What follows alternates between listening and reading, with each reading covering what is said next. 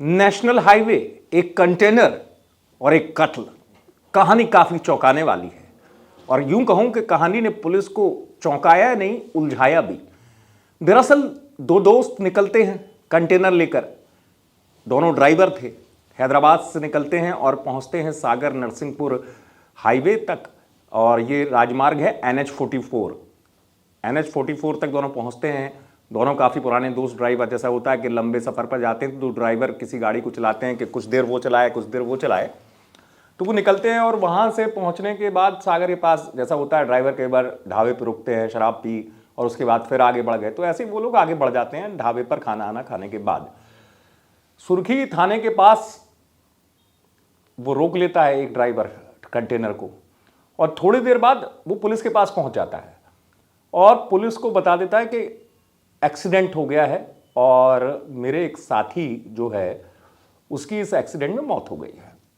क्योंकि दरअसल कंटेनर जो है उस रोड पर आगे जाकर खड़ा हुआ इस हाल में मिला एक्सीडेंट के कि पुलिस तक ये जानकारी उसने दूसरे ड्राइवर ने पहुंचाई एक्सीडेंट की। लेकिन पुलिस इसलिए उजली कि पुलिस मौके पर पहुंची और उसने जो पहुंचा था दोस्त, उसने पूरी जानकारी दी थी पुलिस को कि ऐसा ऐसा एक्सीडेंट हुआ है।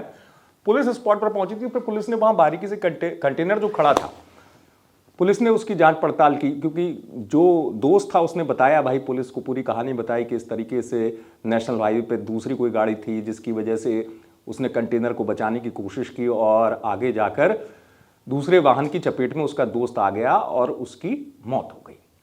पुलिस के लिए वाकई में एक एक्सीडेंट केस था ये। लेकिन चुनौती तब हो गई जब पुलिस को लगा कि ये एक्सीडेंट नहीं, ये तो कत्ल है। क्योंकि आप सोचिए, जिसको एक्सीडेंट मान लिया गया हो वो कत्ल में हो जाए तो ये अपने आप में सवाल उठेगा कि जिसका एक्सीडेंट हुआ है उसका कत्ल कैसे हो जाएगा। वो पहले से एक्सीडेंट का शिकार हो चुका है। यही एक पहेली थी। अब यहीं से पुलिस ने देखना शुरू किया तो दरअसल जैसा कि पता चला इस कहानी में, पुलिस ने बहुत बारीकी से देखा। FSL की टीम भी पहुंची थी सागर की, और जब बारीकी से देखा गया कि एक्सीडेंटल केस है, लेकिन इस एक्सीडेंटल केस में एक चीज है जिसने पुलिस को उलझने पर मजबूर किया। पुलिस ने सोचा कि ये कैसे हो सकता है भाई, अगर किसी का एक्सीडेंट होगा तो उसके पांव में उल्टे जूते कैसे आ जाएंगे। अगर एक्सीडेंट हुआ भी है तो मान लीजिए जूते फट गए या कुछ हो गया, लेकिन उल्टे जूते कैसे कोई पहन लेगा एक्सीडेंट के बाद। यह पुलिस के लिए अपने आप में क्लू था। पुलिस ने फिर खंगालना शुरू किया। दोस्त से फिर से पूरी कहानी पूछी जो आरोपी था कि भाई कैसे हो। उसने फिर पुलिस को कहानी सुनाई कि ऐसे ऐसे कंटेनर का एक्सीडेंट हुआ। अब पुलिस की समझ में नहीं आया। पुलिस ने फिर पूछा। फिर पता चला, जब सख्ती की गई, कि जो साथी ड्राइवर था, यानी जो खुद पूरी पुलिस को कहानी बता रहा था, वो कहानी झूठी थी। कत्ल तो किसी और ने नहीं, उसने किया था, जो उसका साथी ड्राइवर था जो पुलिस के पास पहुंचा था। और कत्ल की वजह की जो पीछे वजह बताई गई वो काफी चौंकाने वाली थी।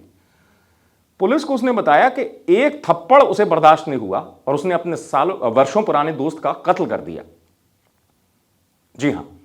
और विवाद क्या था? विवाद कोई बड़ा विवाद नहीं था। विवाद यह था कि जैसे मैंने आपको बताया कि अगर लंबा रास्ता हो तो दो ड्राइवर हो, एक तय कर लेता कि थोड़ी दूर तुम चलाओगे, थोड़ी दूर मैं चलाऊंगा। बस उसने कहा कि गाड़ी तुम चलाओगे खाना खाने के बाद, उसने कहा नहीं तुम चलाओगे, तो उसने एक थप्पड़ मार दिया आरोपी को। उसके बाद आरोपी आग बबूला हो गया और उसने कत्ल ही कर दिया और उसको दे दिया एक्सीडेंट का रूप। बाद में जब कहानी सुली, पुलिस के सामने पूरी आई, तब कहीं जाकर यह मर्डर मिस्ट्री सुलझ पाई और पुलिस कामयाब हो गई। सागर से आप तक खबर पहुंचाई है हिमांशु शिवा पुरोहित ने। आप देखते रहे MP तक।